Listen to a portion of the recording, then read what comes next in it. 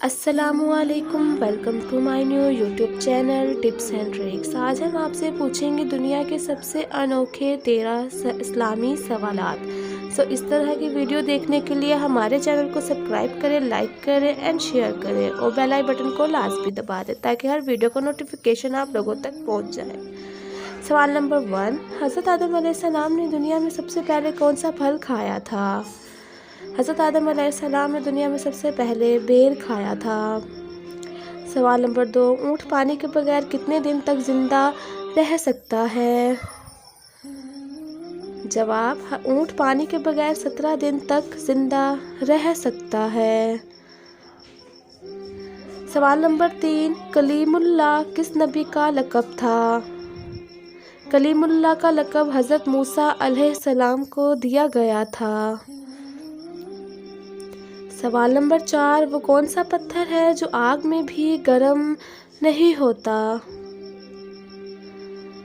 حجرہ اسود کا پتھر جو آگ میں بھی گرم نہیں ہو پاتا۔ سوال نمبر 5، انسانی جسم کے کون سے اعضاء ہیں جو مرنے کے بعد بھی کچھ عرصے تک زندہ رہتے ہیں؟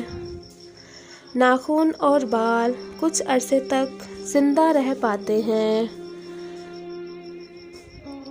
سوال نمبر 6، قیامت والے دن زمین لپیٹنے کی کس کی ڈیوٹی ہوگی؟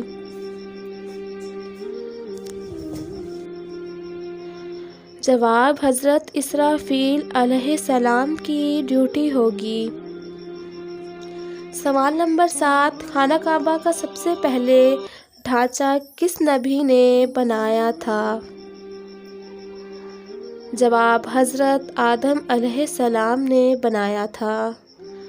سوال نمبر 8، اور خانہ کعبہ کی سب سے پہلے عمارتیں کس نبی نے کھڑی کی تھیں؟ جواب، خانہ کعبہ کی سب سے پہلے عمارتیں حضرت ابراہیم علیہ السلام نے کی تھی۔ سوال نمبر 9، انجیل کس نبی پر نازل ہوئی؟